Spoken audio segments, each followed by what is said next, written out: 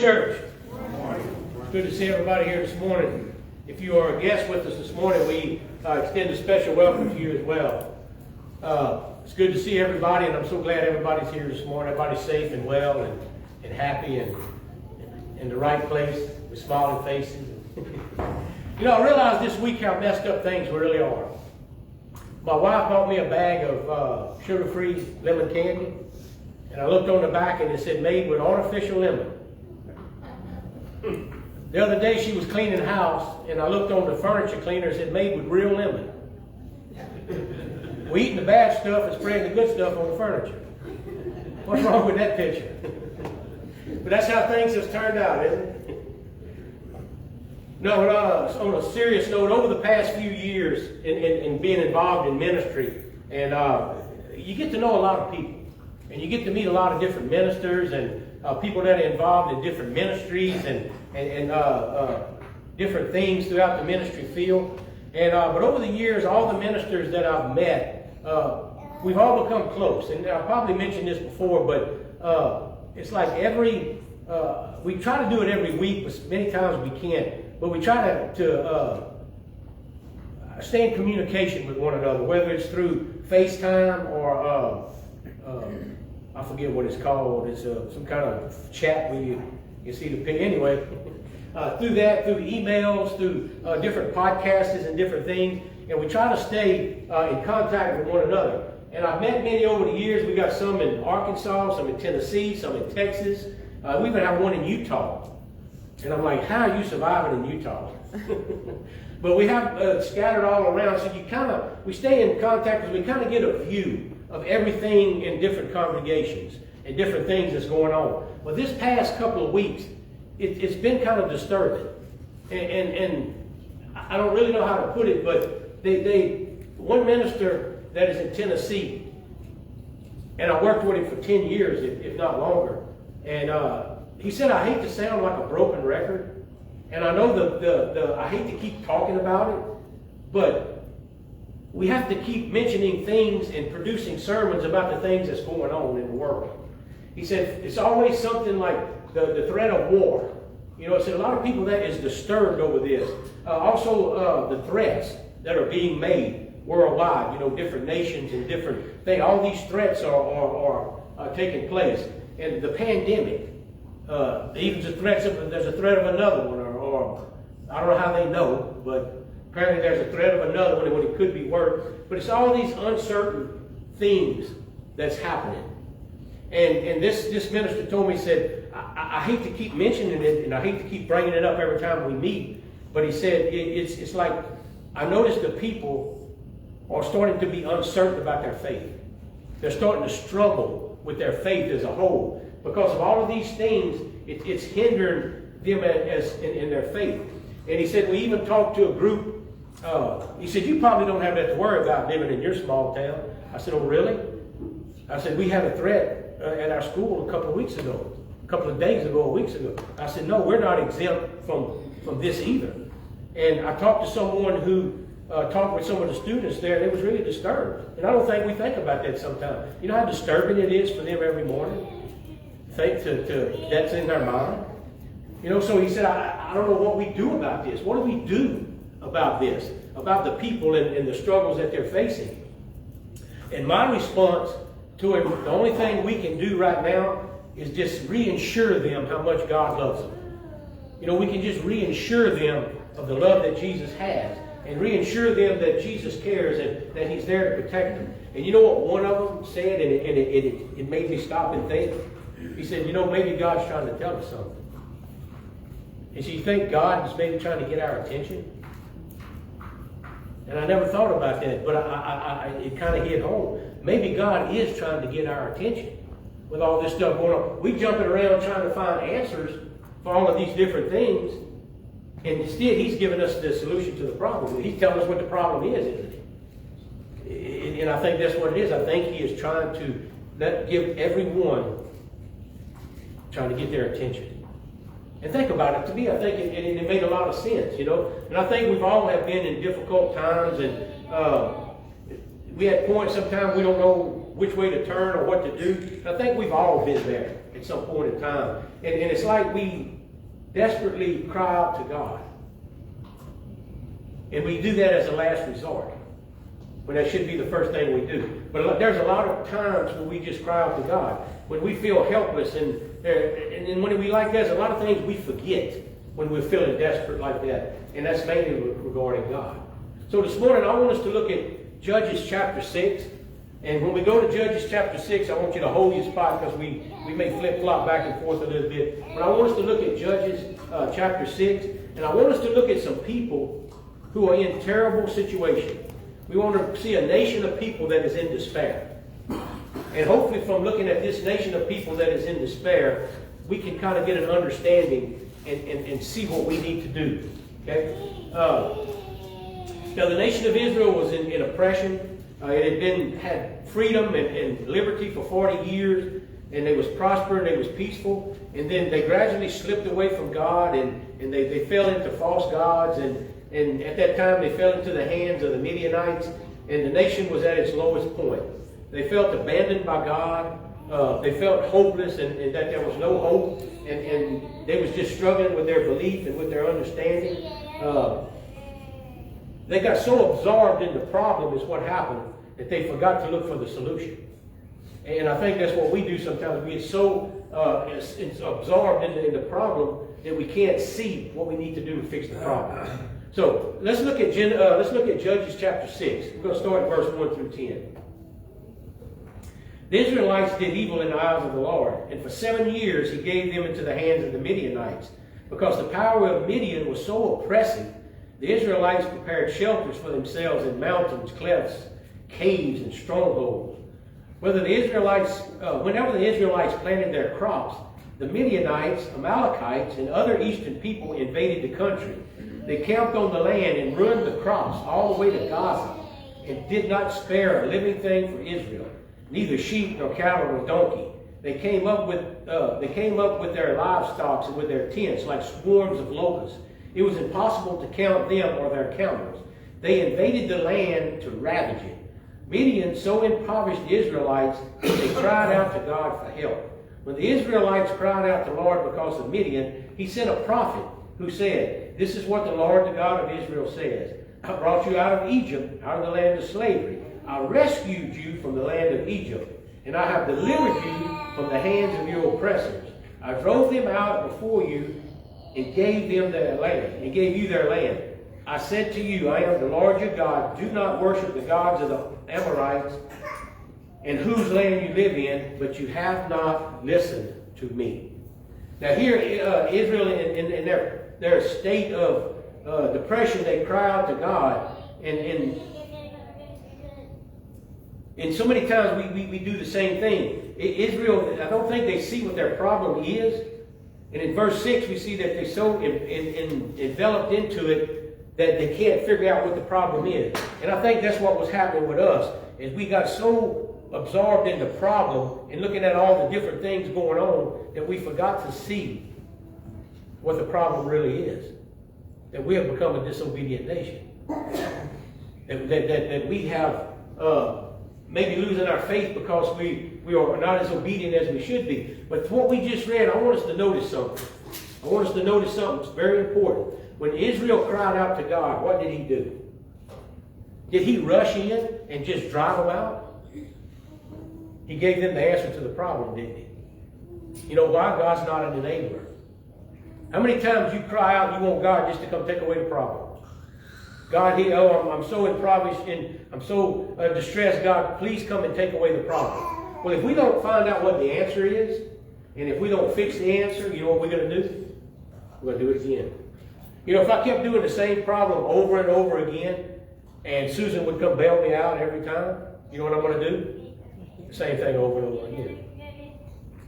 So that's what God is telling you. Keep doing the same thing over and over and over again. I'm not going to deliver you. I'm going to give you the answer to the problem. So you can take care of the problem. And if the problem's gone, everything else will what? Will heal. Everything else will heal. Look at Judges 6, 7 through 10. When the Israelites cried out to the Lord because of Midian, he sent them a prophet who said, "This is what the Lord God of Israel said. I brought you out of Egypt, out of the land of slavery. I rescued you from the hand of the Egyptians, and I delivered you from the hands of your oppressors. I drove them out before you and gave you this land. I said to you, I am the Lord your God. Do not worship the gods of Amorites in those lands you live, but you have not listened to me. See, God gave them to the answer. See, we want him to take away the problem, but sometimes he says the problem in strange ways, and we don't accept it. See, you notice, for example, here, he said he sent them a prophet. And by not naming the prophet, I looked in other manuscripts, and you know what it meant? That he sent them a prophet that they did not know. How many times do the answer comes better from somebody you don't know? You see, he said, I keep sending you the same thing. You keep doing the same thing. I'm going to send you somebody you don't know that's going to give you the answer to the problem. Now fix your problem. And that's what we need to do, right? We find out what the problem is. We need to fix our problem within ourselves. Okay? Because we cannot fix other people's problems until we fix ourselves. And that's what we talked about as a group. Maybe we need to look at ourselves first.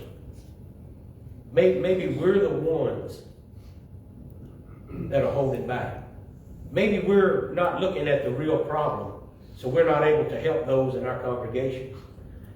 And I think when he said that, I definitely thought about this.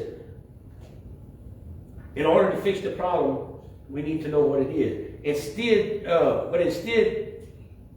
delivering them, he let them know that it was dislike of their disobedience. Now you see also, once God has given us the answer to the problem, he will give us the solution to the problem. We have to fix it. Okay? Let's look at Judges chapter 6, 11 through 14. See, God knows what you're capable of doing. Okay? The angel of the Lord came and sat down under the oak tree in Ophrah that belonged to Joash, the Abizite. There his son Gideon was thrashing wheat in the winepress to keep it from the Midianites. When the angel of the Lord appeared to Gideon, he said, "The Lord is with you, mighty warrior." "Pardon me?" Gideon replied. "But if the Lord is with me, why has all this happened to us? Where is all the wonders that our ancestors told us about? Where are they? Did not the Lord bring us out of Egypt? But now the Lord has abandoned us and given us into the hands of the Midians." The Lord turned to him and said, "Go in strength. You have and saved Israel out of Midian's hands. I am not sending you." "Pardon me, my Lord," Gideon replied. "But how can I go save Israel? My clan is the weakest in Manasseh, and I am the least in my family." The Lord answered, "I will be with you, and you will strike down the Midianites. Leave." Now Gideon was offered the solution to the problem. But Gideon is called by God to challenge, but Gideon challenged the angel, didn't he? He started looking at all the things that was wrong with him. How many times do we have the situation and we look at ourselves and we start counting everything that's wrong? Gideon said, "Well, I'm really not able to do this." He said, I'm the youngest. My clan is also the youngest. My family is the youngest. My family also is involved in this pagan beliefs. I'm not able to do this. So we need to quit looking at the things we can't do and look at the things God has given us to do. For example, look at Moses. How many excuses did Moses make? Same thing with Gideon, same thing with us. We make excuses why we can't do what God has called us to do. Look at verse 12. The angel called him a valiant warrior. He hadn't even done anything yet. God knows what you're capable of doing. You see, God doesn't call the qualified, he qualifies the ones he calls. God knows what you're capable of doing. If the Spirit has called you to do something, you need to do it. Instead, we start counting all the reasons why we cannot do the things He's called us to do. See, when we get in difficult situations, God knows what we can and cannot do. God will not call us to do what we cannot do unless He is there with us. He's going to be with you. He's going to be with you with all the things you do. See, in the midst, and I guess to really get to the point, in the midst of all this stuff that's going on, in the midst of all of this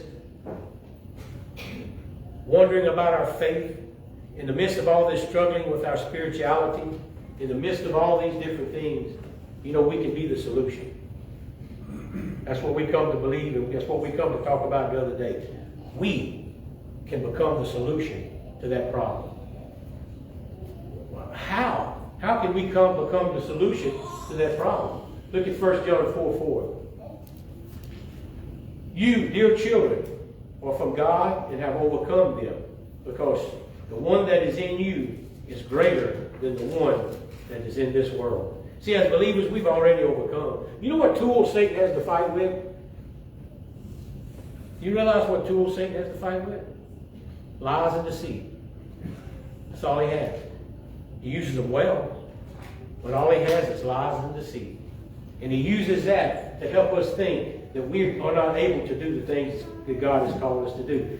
John reminds us here that the power of Christ who lives in us is greater than anything of this world.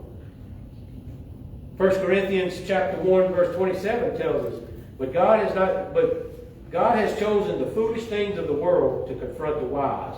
And God has chosen the weak things of the world to confound the things which are mighty.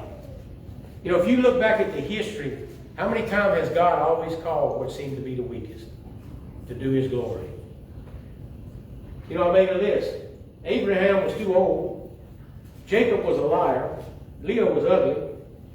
Joseph was abused. Moses had a stuttering problem. Rahab was a prostitute. Jeremiah and Timothy was too young. David was an adulterous murderer. Elijah was suicidal. Jonah ran from God. Peter denied God. The disciples fell asleep while talking to God. Martha worried about everything, and Zacchaeus was too little. If you want to start nitpicking and start looking at the things in our lives that hold us back, we will never move forward. And see, the point I'm trying to make is we can be the solution to the problem. Us as Christians, we should have the strength and the power that God has given us to help those that are struggling. We should be the light that shines in the darkness that's going on. We should be the post that they lean on. We should be the place they come to for strength. We should be the ones they come to look for understanding. When they struggle with answers, we should be the ones we come to. But instead we look at ourselves and we're like, I can't. These are the things I can't do. Yes, you can. God has given us the answer to the problem, is that we're disobedient. The answer to the problem is we need to be the ones to fix it. Why? He knows what we're capable of doing. You see, God can use us in so many different ways. Think about it. In this broken world, the only thing, we can't fix it, but the only thing that can help those that are in this broken world should be us. God knows you're capable of that. If you know where it starts with one person at a time, one family at a time. God has called us to do that. We may have struggling within our congregation here. If they can't come to us, then where can they go? What can they do? We to be the light in this dark world. Instead of making excuses and find out what we can. The problem is we're disobedient. The answer to that is God says, show them how to be obedient. Why? And when we talked about this, we was like, why did we even consider? We already know what the answer is. Let's look at Judges 6:25-32. God will lead you through some very difficult times. When you start to go through these difficult times, God will lead you. The same night the Lord said to him, take the second bull from your father's herd, the one 7 years old. Tear down your father's altar to Baal, and cut down the Asher pole beside it. Then build a proper kind of altar to the Lord your God on the top of its height. Use the wood of the Asher pole that you cut down. Offer the second bull as a burnt offering. So Gideon took 10 of his servants and did as the Lord God told him. Because he was afraid of his family and the townspeople, he did it at night rather than the daytime. In the morning when the people of the town got up, there was the Baal pole altars demolished, with the Asher pole beside it cut down, and the second bull sacrificed on the newly built altar.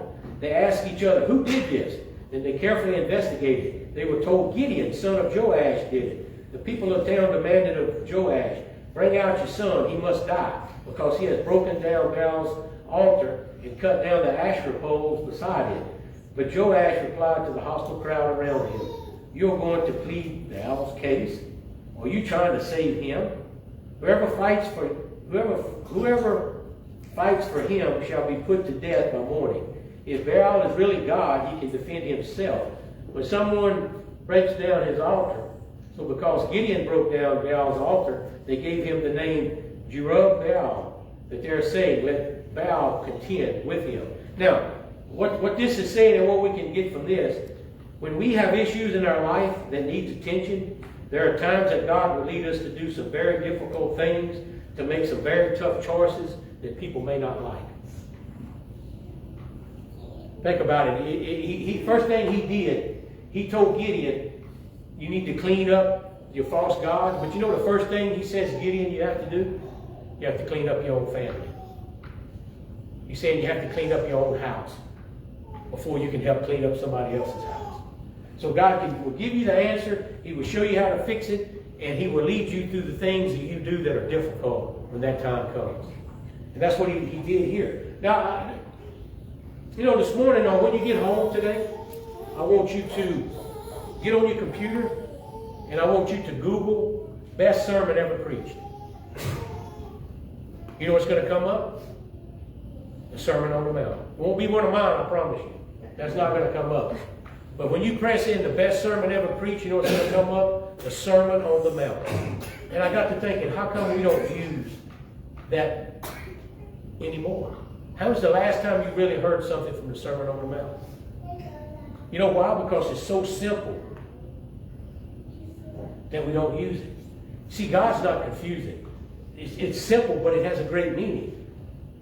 I'm going to use one this morning. Let's look at Matthew chapter 5. Verse 29. It says, if your right eye causes you to stumble, gouge it out and throw it away. For it's better for you to use one part of your body than for your whole body to be thrown into hell. And if your right hand causes you to stumble, cut it off and throw it away. For it's better for you to lose one part of your body than for your whole body to be thrown into hell. You know what God's saying here? Something connected to you that's a part of you may have to go. Something that maybe you think is useful to you may have to go. In other words, what he's saying, if we're going to be the ones to help people in this community, it has to start with us. It has to start with us. We have to clean up our own families first. We have to clean up our own self. See, before Gideon could clean the nation of its idolatry, he was going to have to clean his own house. So this morning, that's what I want us to focus on. We know the answer. We know that God will lead us through these tough times. We need to clean our own house. And I'm going to be the first one to say it. I'm going to look at within my own first. Look at verse 25 through 27. The same night the Lord said to him, take the second bull from your father's herd, the one 7 years old, tear down your father's altar to Baal, and cut down the Asherah pole beside it. And build a proper kind of altar to the Lord God on the top of your height. You see, he said, before you tear all this other stuff down, you need to build an altar and sacrifice to me. You need to forgive your own self. You need to be forgiven before you can go around telling people to forgive themselves. Look at Matthew 7, another one from the Sermon on the Mount. Do not judge, or you too will be judged. For in the same way you judge others, you will be judged. With the measure you use, it will be measured to you. Why do you look at the speck of sawdust in your brother's eye and pay no attention to the plank in your own eye? How can you say to your brother, let me take the speck out of your eye, when all the time there is a plank in your own eye? You hypocrite. First take the plank out of your own eye, then you will be able to clearly see and remove the speck from your brother's eye. So simple, but so true, isn't it?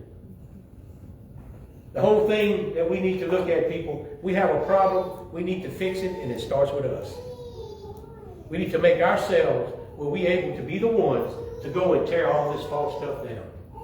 We need to be the ones that are ready to do what God has called us to do. Wow, you know it's going to cause problems with people. Look at poor Gideon. Now everybody was mad at him. Well, are you in the market of pleasing people, or are you in the market of pleasing God? That's what we have to look at. I learned that lesson a very long time ago. I'm not in the business anymore of pleasing man. I'm in the business of pleasing God. And if it upsets people, then it upsets people.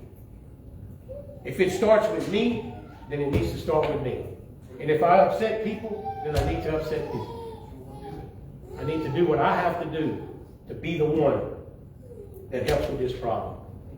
And I think when we all look at that, now I know we got a whole group of preachers this morning that's going to be talking about, I don't know if they use this, but they're going to be talking pretty much about the same thing. And hoping through that, when everybody, that we can get ourselves that strong feeling of faith within us. And you know, we can do anything. We can do anything. We can overcome. We've already overcome the world. We can do all these great things. Satan has nothing but lies and deceits to fight you with. Don't let him do it. Don't let him win. Get yourself where you need to be. Then we can focus on getting others where they need to be. So this morning, if anyone has a need, any need at all, you need prayer, you can come forward. We'll lay hands on you. We'll pray with you. If you need to be baptized, you haven't been baptized, and you need to seek Jesus Christ as your Savior, the baptism can be made ready. So this morning, if you have a need, just make it known while we're standing as we sing.